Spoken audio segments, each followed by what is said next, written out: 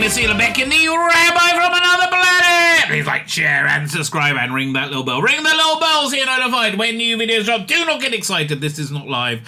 For me, it is Sabbath. Sabbath comes in early now. It comes in like 4:30 my time, which is like 2:30 in the UK. So yeah, no, this is not live. I will be live tomorrow night on Saturday night at 5 o'clock. Saturday afternoon, 5 o'clock UK time. That's 7 p.m. for me. But not today. The reason I'm recording this little insert is going to be breaking news. Like breaking news after I finished my stream last night. Always the way. Why do they keep breaking the news? Like, I finished my stream like about 9 p.m. my time. It's like 7 p.m. Like, what? Why are you breaking news that late? I don't know. But the news, and I'm going to be a bit of a dick about it because, unless you didn't know, I'm a bit of a dick. But I'm going to be a bit of a dick about it. Apparently, the Daleks is being colorized and edited into a 75-minute like episode.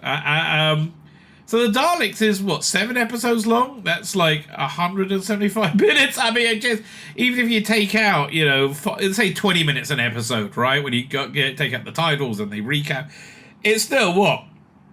There's a lot they're cutting out, right? There's a lot they're cutting out. Is a lot that could be cut out? I don't know. But it's being colorized and shown on, iPlayer, obviously, and also BBC 4, is it? I'm not sure. And, I mean, here's the thing. When they released it, they didn't show us a clip, right? They need to kind of sell this to us. I'm interested in it. Don't get me wrong. I like the Daleks. It's a very good story, right? It's a very good story.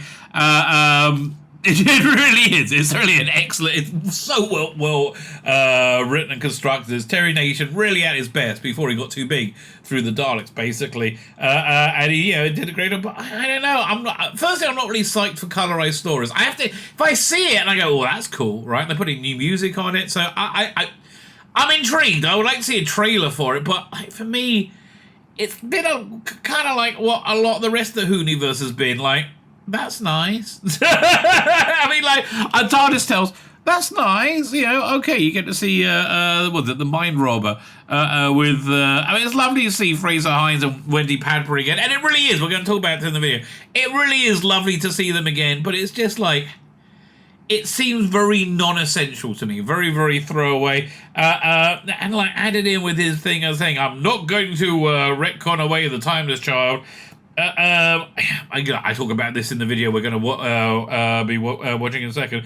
My basic thoughts on that is maybe he's telling the truth, maybe he's not. I mean, I think, the rabid, crazy fans of the Chibnall Whittaker era, which was a complete failure. I mean, that's just the math of it, right? Was a complete and total failure. Which the TARDIS children blew up canon many times over, right? Which, which takes away all internal consistency for me to be able to enjoy Doctor Who. So for me, like, if they're really leaning into it, as he's saying he is, then, it sounds like it's not really going to be for me, right? It sounds like this new era. My era will have really ended with the Capaldi era, and that's only because Capaldi was so good, because you had a lot of that awful wokeness creeping in right then as well. So anyway, but my thoughts on that is, and I know this is crazy, I think if he tells like the crazy, insane fans of that era, and they are crazy, they're the most awful people, right? They are. If you're just a fan of any normal person, I'm not talking about you, obviously. I'm talking about people who monitored anybody online who said they thought it wasn't good and then harass them, and that which is seen to be most of the fans of the era, right? I think if Ralph C. Davies tells them, "Oh yes, I'm not going to erase it," and then subtly does retcon it, like let's say. The whole, the reason the Doctor's clothes changed when regenerated was because he's in the toy maker's realm. I think it's going to leave a window open in one's headcanon.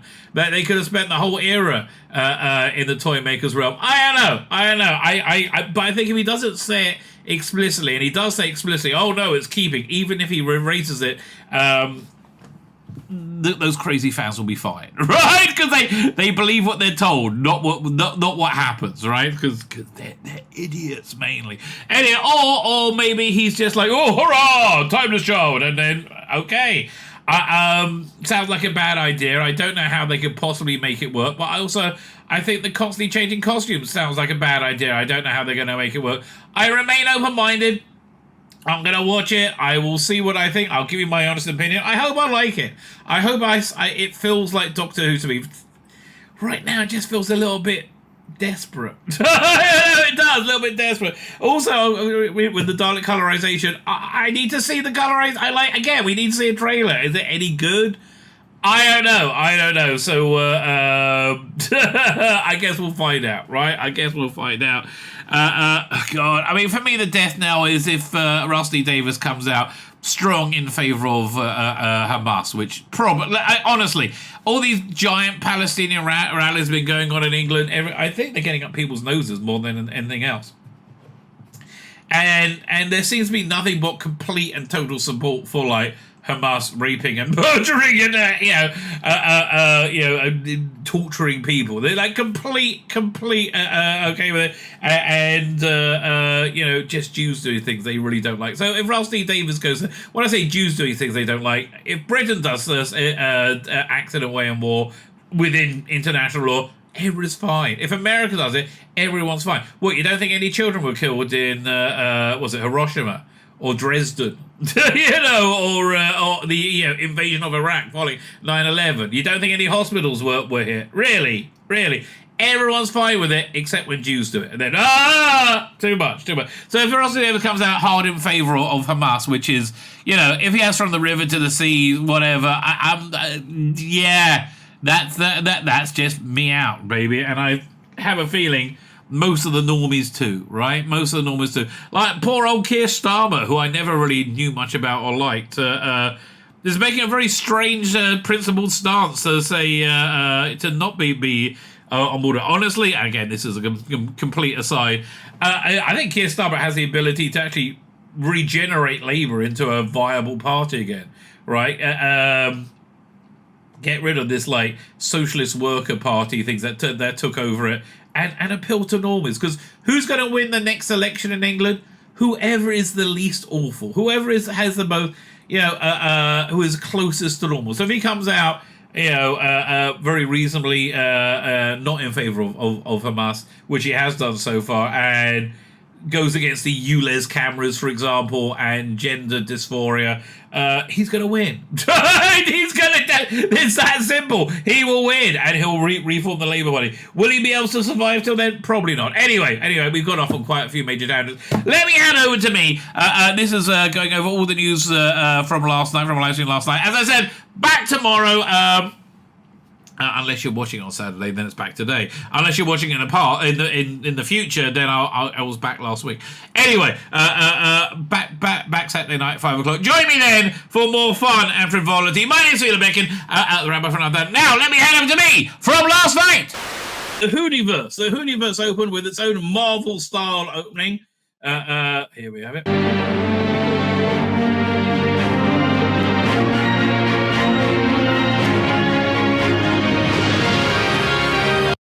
So they had the Colquhoun in it. Colquhoun. Who is it? So we got that's a Dalek eye. A rainbow. Oh, there you go. Colquhoun. Coloruized Daleks from Planet of the Daleks. Power of the Daleks. Interesting. Do you reckon we're seeing a colorized version? And a Weeping Angel. Fine.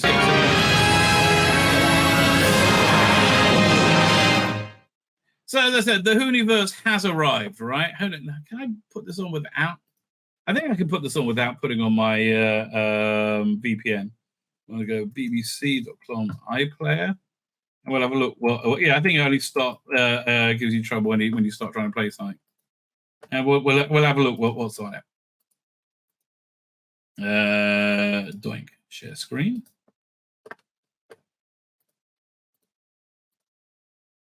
So there you go. So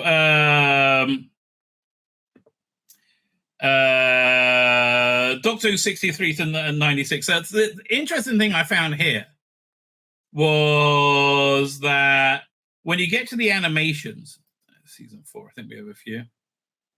If they were done in black and white originally, then you get the black and white ones. But they only have the color version up of the more recent ones. I will not watch the color version, right? I will not watch the color. But look, it's nice having them all on tap, right? And having all the animations. I think that's pretty darn cool, right? Then you got 2022. So I guess reboot number 3, like the first season of Doctor Who was in 1963, 2005, and now 2023. I guess it starts with David Tennant. So the thing people were like really talking about was Tales of the TARDIS. And I want to tell you, I liked it about as much as I like those intros for those promos for what's it called again? The Blu-ray range, right? It's very sweet. I like seeing them all come back again, right? They do reference Jodie as much as they freaking can. Right, like it's not really explained well, but they're going to do more. So what essentially these are edited down slightly versions of classic stories with a introduction and a close in present day. Right, it's called the Memory TARDIS or something like that. Someone's watched Special in Paris already. Well, that would be me. Absolutely. And I watched it to see if they gave it new special effects, which they didn't. I was surprised, right? I don't think they gave it new special effects. But yeah, look, I saw the intros and the outros. They're fine. They're cute. They're nice, right? It's in a sort of bric-a-brac amalgam of TARDISes, TARDIS control rooms in a tiny set. It just looks a bit cheap. To tell you, it looks a bit bloody cheap. I need to press the wrong button. They're all on YouTube, right? All the intros and the outros. You can catch them there. And again, this is nice. Don't get me wrong. Having all of Doctor Who at your fingertips is nice. I have it anyway, but this is nice. So the next thing they brought out yesterday was Talking Doctor Who. So I assume there's going to be another part because this was about the classic years. It went from 63 to 89. Ended up with McCoy's final speech from Survival, which I always liked, right? And I thought it was pretty good. The trouble was this, though. I was really bored, right? I was really bored because I've seen all these clips a lot before. Honestly, a far better documentary was more than 30 Years in the TARDIS. That was a significantly better one, right? And Doctor Who: A New Dimension, that well, they don't have that there. That's interesting on the things in the Hooniverse. But yeah, so then they got the concert, which I haven't watched yet. And then all of Doctor Who Confidential, which this is one of the best things for me they have there. Like Doctor Who Confidential is awesome. Right, it really tells you what's going on with at a particular point in the time. K-Line and Company, that's pretty awful. That reminds me, though, here, where is this? Is it over here? No, over here. I got to go back. More Doctor Who news. Don't tell me I'm going to have trouble finding it. Oh, you were so annoying. Really? Where is it? I did one of the few things I didn't bookmark straight away. So if I search Liz Sladen, maybe will that come up? Like there should be a way you can organize these by time. Memory TARDIS. They were going to talk about that. Why they made Tales of the TARDIS? I guess it's to bring new people in, right? Like why are these not in freaking order? Right, I do not know why. There's a new scene of Sarah Jane. What's that? Is this? Oh, is this recent or is this from? Oh no, Doctor Who plays Liz Sladen and Sarah Jane in a new scene. So this must be from Tales of the TARDIS. Yeah. I'm not really that interested. Hang on, let's see if I do a search for Elizabeth Sladen. If I come up with that article.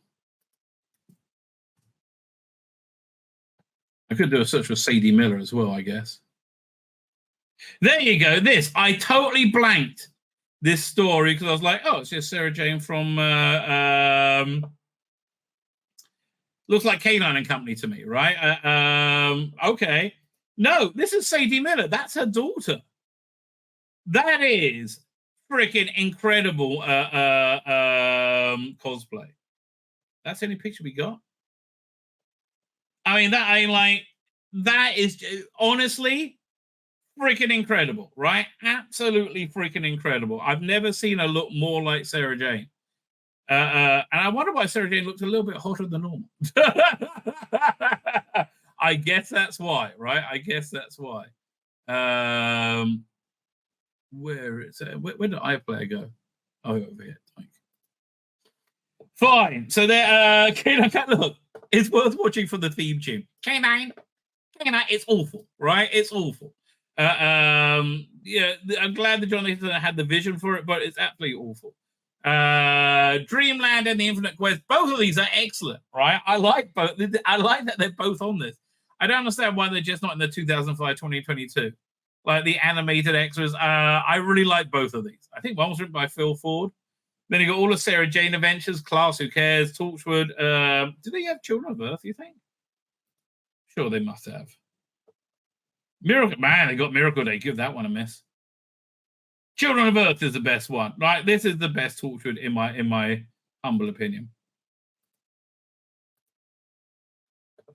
Class again. Delia Derbyshire. I like that's nice. The Science of Doctor Who. That was an extra on a Blu-ray. I think I've got Doctor Who at the Proms and Who's Doctor Who. So look, this is a nice, very impressive package that's not available outside of the UK. Apparently, Disney Plus will be launching Doctor Who with season 14 next year.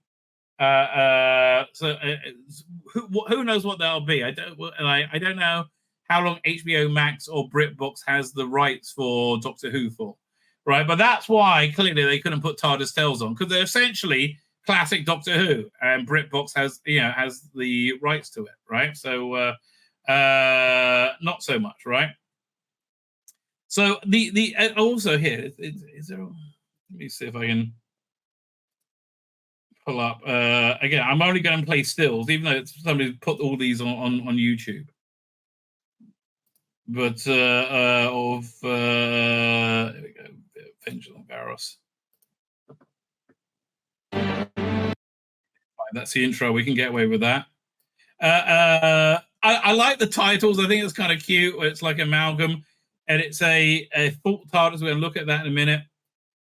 But yeah, look, they got a mini Jodie there. We got a bit of Matt Smith's console. There's a bit of the Hartnell console. And so this is a memory of a TARDIS with all bits of, and it's done lovingly. It's done with respect. It just looks a bit CBBC to me, right? And that's basically the bottom line. It just looks a bit CBBC to me. And like, it's good that bringing more people, they're trying to find ways to bring more people into Doctor Who. I wish it wasn't just inside the UK. Hang on a second. Fine, what we got here? Children Need. Oh, fine, we got a Children Need confirms there's going to be a new scene with David Tennant. There's people are going to say that ties into the Star Beast. David Tennant won't rule out another return to Doctor Who. Well, this one's going well. Fine, so let's look at this thing. I won't unwrite. Was it? I won't unwrite. I won't unwrite Chris Chibnall. Here's the thing, and again, this is pie in the sky. I might be. I'm not showing the screen. There's pie in the sky. I might be completely batty with this, right? Completely and totally batty, but I still think he is. I still think he is. I think if he says he is, I think what he's going to do is write something so in headcanon you can somehow deal with all the continuity errors, the continuity destruction that was the Chris Chibnall era, and then ignore it, right? I think that's really what's going to happen. Like, they're going to completely ignore it and move on, but he's not going to unwrite it. So I don't think they're explicitly going to say, oh yeah, Jodie Whittaker was never the Doctor.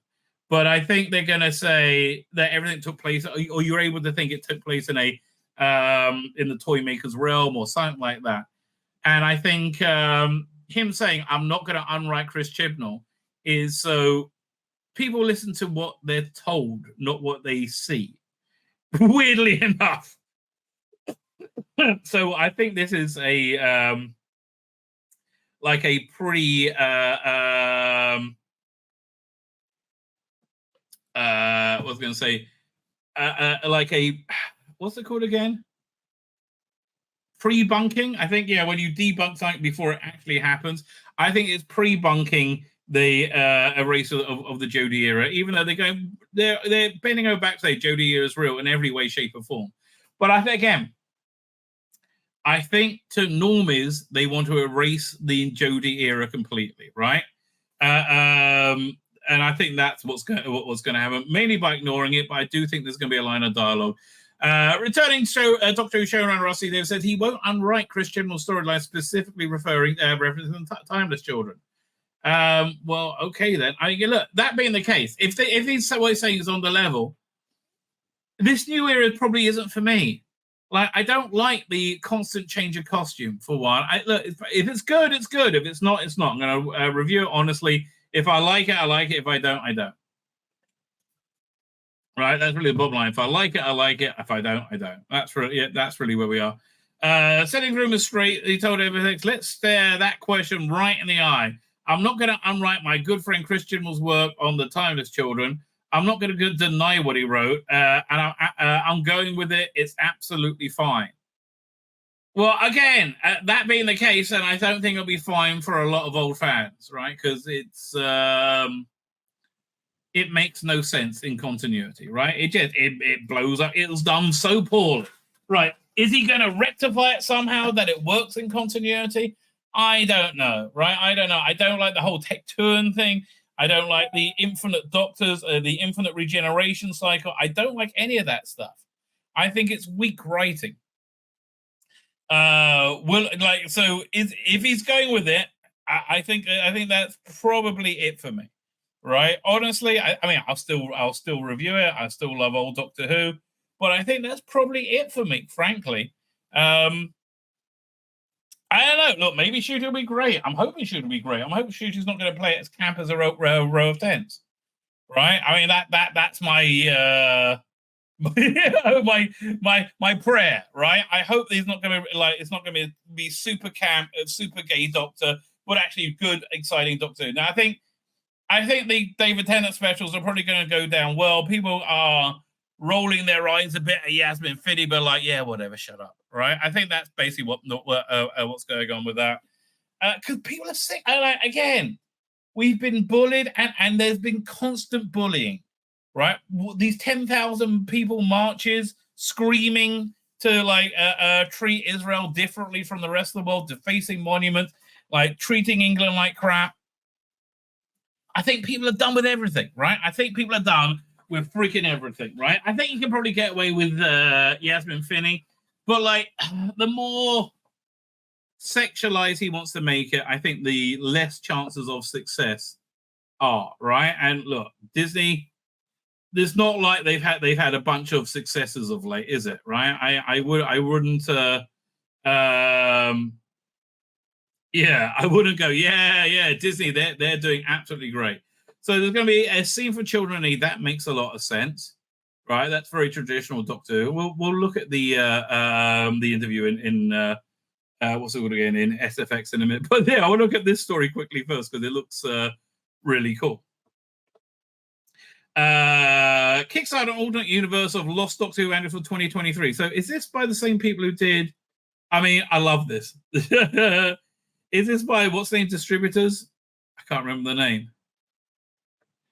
Help Kickstarter the alternate universe of Lost annual for 2023, starring Ken Campbell. Was it 2023? There should be 84, right? Campbell, a cult figure in British theatre, almost played the Seventh Doctor in the 80s. The Lost Annual 2020 offers other stories, facts, games. Do you have a link to it? We can look at the Kickstarter. As Dan Sumpton's statement says, this doesn't look like it's done by the same people as the missing annuals. All right, it doesn't look like it's done by the. Is it? No, it's not. Ken Campbell. I mean, it got a nice bit of artwork on the front.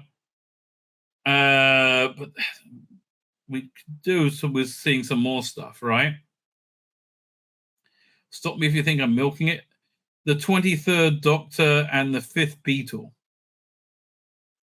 What's that? I have no idea. Kermit Leverage is the Lost Doctor. Okay, no idea. It looks okay. Looks okay. I mean, has he? What else has Dan Sumpton done? Should we look at his other 6 projects created? Let's see what else he's done. Okay, so fine. This is kind of a rip-off of the Terry distributor stuff, which I generally find excellent, right? I do find this excellent. Look, it looks fun. How much did they want for it? Let's have a look. Well, they're doing well. They got they're nearly at their goal. Okay, 3,500. How much is it? So $13 to get a digital download of it. £23 for a print copy. It's hardback, I guess. You get 6 copies for 123. Whatever. Look, I think it's a cute idea. I'd like to see more about it, right? Well, I do think it's a cute idea. Fine, let's get to this over here. Great cover. SFX selling out. Absolutely great cover. First issue, they haven't had anything in that I've been vaguely interested in for a long time, right? For a long time. So let's have a look what Russell has to say. And look, it looks great. This looks like the interior of the Star Beast ship to me. Right, this totally looks like if you look at the outside of it, then like the nose cone of it, this looks like the interior of the Star Beast. Yeah, it looks like they're spending money on this, right? It looks like they've put a lot of dosh into this. Fine, let me think. So we can't talk about the anniversary and the return of David Tennant, the future spin-offs. Sorry, talking about his big comeback, right? So here's a new bit of information I found interesting. He was back in Spearhead in the 60th special. The original press release just said I was doing the specials, Davies told SFX. I was absolutely insistent on saying, and future seasons to come. Seasons plural, because I said I said the future would look insecure otherwise. He's 100% correct there. He's 100% correct. So I inserted those words into the press release myself. Sounds very, very Russell thing to do. He's a man who cares and he loves Doctor. I believe that, but I think he loves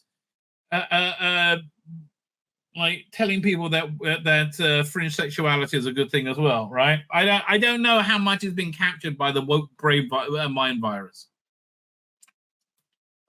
I think totally, but I don't know how much that's going to eat away at his talent. There's no wonder Fallon was surprised. A return was something David said he will never do. He says that's also automatic, though, in fairness. Even though I've been dying to do Doctor Who for years, ever since I left. It's so funny. I'd automatically say I'm not because somebody's in the job. You sound like an idiot if you on the sidelines and then you say, I'd love to do it again. Actually, if I did, if I did want to do it, I'd phone them up and say, "Can I write an episode?" Oop, come back. One second. Can I write an episode? The truth is that I've been inventing Doctor Who stories since I was 5. So it's like, come back. I mean, I guess so. It's true for all Doctor Who fans. It's second nature to me. That never stops. I don't think the stories for my. I don't think a story is my job. I have this job because I think of stories all the time. That's what I do every single day, and he's very good at that, right? I mean, Ken, everything he's saying is wrong, but he's got a good back talent. There are certain stories we're telling in the seasons to come that I've been playing in my head for years. Season 1. Episode 1 is a story I'd invented the day I walked into Bad Wolf for our first meeting. I went, oh, that's a good idea. So the things I've been thinking about for 20 years and things I've been thinking about for 40 years things I thought of yesterday. So what I'm saying is it never stops. The question then might be, why give up the job in the first place? Because he was tired. It's a lot of work. Oh, because I had other things to write. It also was exhausting. I was properly knackering job. But look at what I did afterwards. I did loads of stuff. That is true. I got asked to run to showrun a British Marvel show, but they said we can't tell you what it is. I wonder what it would be. Wonder what it maybe they look. Marvel's a kiss of death. They're dead. They've destroyed the brand. Wonder what Marvel show, Captain Britain. You think? No, that'd be something a bit gayer. Maybe it's Secret Invasion. I don't know. To this day, I watch and you won the few, mate, and I can't work out which show that was going to be. Obviously, planning to make it a British Marvel show that I haven't seen. Has that happened? But there's only one British show that held its hearts. That's Doctor Who, right? If I'd gone back to the old show with the old production methods, when we could have 13 episodes a year, it doesn't sound so bad to me. It would have been a retrogressive step because of the learning from that. The whole point of moving on is learning stuff. I appreciate that, right? I think I've always liked about Nick Briggs' stuff is he always tries to push himself to do something different and new. So when the BBC made contact with me, so it's interesting. He said he made contact with them, and then we were looking for streaming. And he would have a bigger budget. Part of the joy of me was learning how to work with a bigger budget. And look, frankly, in terms of storytelling, I'm not sure how necessary a bigger budget is. I thought the budget from the 2005 series was perfectly adequate. I know I'm not allowed to talk about money, but all the shows I've ever worked on, I have 1/3 of the budget. I worked on one show with half the budget. It's fascinating. There's an awful lot to learn. Phil Colson, producer, has done Gentleman Jack with HBO, which has a good budget. But HBO apparently had a troll army to tell everybody else their toxic fandom. Like, all the truth comes out now, right? It's just so crazy. Equally famous, Jane Tranter and Joe Connors, also producer, have worked on the Dark Materials. I just found dull as ditchwater. I never got through the first season. Right? Looked very nice, but didn't really have a story there to grab me, right? Which is kind of how I felt about the TARDIS tales until they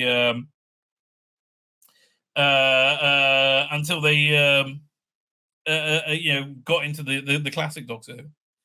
The material with a bigger budget, so they're learning how to make budget cuts and things scale down. So it's very interesting. We come up with there's lots to learn, a lot of passion.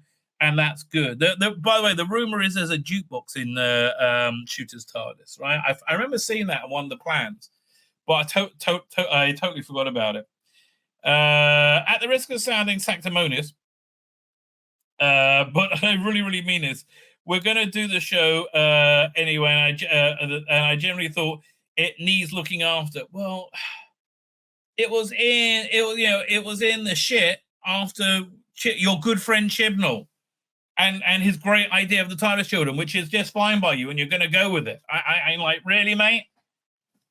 I'm struggling to what I got to see what you're going to do, right? I'm holding out judgment till I see what they're going to do.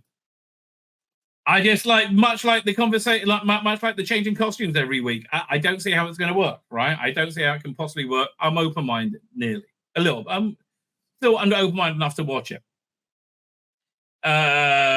So we're learning how to make blah blah blah. It needed looking after. Do you remember before Paul McGann movie materialized, there was talk of selling it to America, and there were rumors that we get a rapping TARDIS? Remember that? People said the TARDIS would have a voice and it would rap. I don't remember that. Potential spoiler for 2012. Of course, I've done that. I do it very well. He jokes. We were all terrified of an international version. So in 1996. I got an instinctive terror of what. Hang on. Oh yeah, but Yasmin Finney. That's totally normal. Nothing to worry about. might come. So again, I'm hoping the apocalypse is coming before the specials. Let's find out. So it was genuinely a need to look after the show because it's a very odd show. It's very precise. Its rules are very strange. Like the British Constitution, unwritten.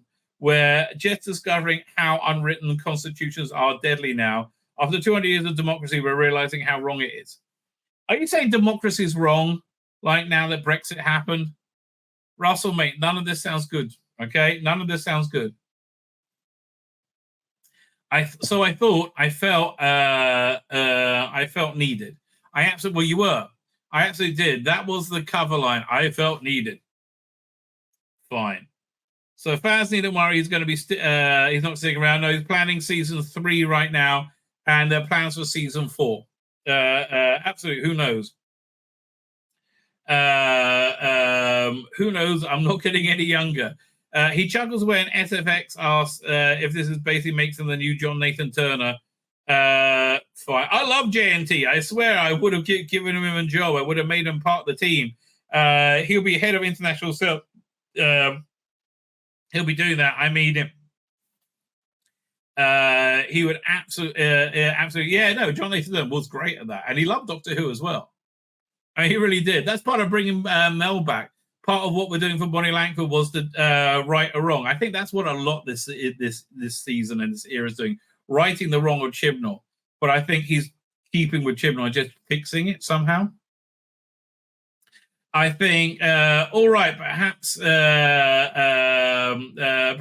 she perhaps wasn't done brilliantly at the time, but I think the memory has been a bit sour with her and a bitter of a character. I wanted to put it right and have a better Mel and a proper Mel. A Mel that John Nathan Turner would be proud of. So he's very much mentioned in the conversation a lot of the time. That's interesting. Right? That is interesting. It's been interesting. Speaking of the past, Davies reveals that continuity did concern production initially. Tell me more. It's been very interesting. How much of the past can we mention? Is it a blank slate? Can you mention Tegan? Can you mention Susan? Can you mention anything past? And they've, Disney, been incredibly open about it. We're living in a very fortunate age now where history of the show is respected and continuity is respected. Well, up until the Whittaker era when they took a piss on it. I mean, look, let's just make it clear. The former rabbi, who I'm not a fan of, he did to my synagogue what Chris Chibnall did to Doctor Who, right? He did to Judaism what Chris Chibnall did to Doctor Who. Not good, right? That's helped, actually. If I can refer to a past enemy as long as I can justify it, like bringing back the Toymaker, I wanted to do it because he's from the 60s and it's the 60th anniversary. It just all kind of made sense. My lord, one of the most exciting days of my life was writing page 1 of the Giggle script when you realize how brilliant the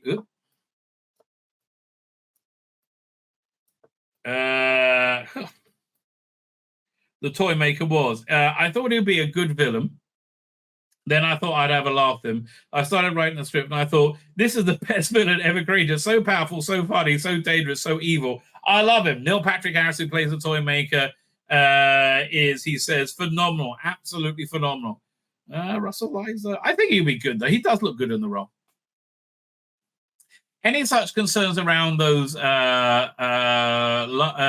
largely before the show's new global home on Disney Plus was secured, he stressed. Obviously, that was written before the streamer was decided. Bear in mind, a lot of this went in production. It could have been Netflix or Amazon. It could have been anyone. You could say any name that we went to. It's our job to get every single streamer in the world. One of them were very interested. So I'm writing this knowing no matter where it went, it would go to a bigger audience. So do you want to explain? Do you have to explain who the Toymaker is? Well, yeah. I mean, I've got to say it's in a science fiction setting. He's a great cosmic villain called the Toymaker, played by a big star and makes sense anyway. Spider-Man could swing into an apartment tomorrow and meet the toy maker and go, oh, it's that kind of villain. So it makes sense enormously. There's a flashback, let's say. Oh, there is a flashback to Michael Gough, the original toy maker. Wow. Which is wonderful. It's funny. It's handled in the script. And the script's made, and I said, oh, I remember the toy maker, played by Michael Gough. So it's so very powerful memory of him. It's not science fiction, and he's not science fiction fan at all. They're going to do a flashback to the original toy maker. I like that. So he thought, how are they going to do that? Oh, I'm excited to see this. So where we thought we could possibly be resistant to old characters and old continuity and Avengers, there's been none. As long as there's some nice clarity to it, they will ask, who's this, who's that, but know equally that fans will come on board for that. It's been lovely. It's been really lovely. He does a knowing laugh, and other characters, ... Yeah, listen, I can't wait till we just get these special overs so we get to see what's going on. The festive special is very Christmassy. I wonder what day will be on. Famously, first special, The Star Beast began life as a Marvel comic in 1980. What made Davies want to revisit it? That's a great question. I don't think I gave him much thought. It just popped into my head, he shrugged. The whole point of the story is the Doctor meets Donna Noble again, so therefore it has to be on Earth, so therefore she's going to come across something alien. So therefore, if it's handy, she comes across one alien. She's not going to come across an invading army. That's going to ruin the story. So very quickly starts to narrow. I mean, I guess. Let's see if there's any Wild Blue Yonder. It's weird. That'll do. The most astonishing barricade you'll ever see. Interesting. Starbeast, a lovely, exciting family film, very Pixar-based, even before Disney got involved. I was going for that. It's like a bank holiday film. It's lovely and exciting and fun. An astonishing thing. Looks like a third act, but not a Donna Noble story. You would have sworn I was always dying to write that final sequence of events, which I wasn't. It wasn't until I came to do it. The giggle was absolutely epic. Well, look, the trailer does make it look epic. It's slightly over an hour long running time. It's only got one. It's the only one that we push over an hour, like 55, 56 minutes. This one's an hour and 1 minute. Okay. It's so full. It's mad. Absolutely adore it. It's David's last episode, so obviously there's no secret. That part's going to be fun. And OMG, we go for it. Donna's last episode, Catherine last episode. It's saying they'll come back now. We absolutely go for it. You'll get to the special, and you'll get halfway through, and it's 30 minutes, and you can't believe it's only been 30 minutes. I mean, look, I do believe it's going to be very entertaining, right? I very much believe that.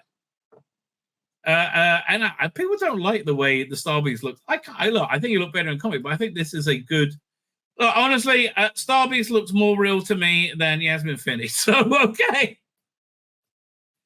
Star Beast is very much E.T. in a traditional war story. So finding a pattern pre-existing with writer Pat Mills and Dave Gibbons attached. We're in an age of comic book movie adaptations. Little knowing that it was a Marvel product, then we'll be under the same banner as Marvel. That's nothing to be excited about now. It's a great story. I was 16 years old when that was published. I've always loved it to this day. I always loved it to this day. You can say Star Beast to a fan, and I'll know what it is. There's not many properties you can do that with. And I'm looking forward to dipping back into the Big Finish adaptation of it, which I remember being quite good. Also brings its own complications for some fans. How can this version exist when it's already been a comic? But that doesn't bother me for a second, Davies insists. Well, look at Family of Blood and Human Nature. There are two different. We can say there's two different versions of Human Nature, and they are two different versions. And I don't think there's been ever anyone that stand in the town centre and sob because the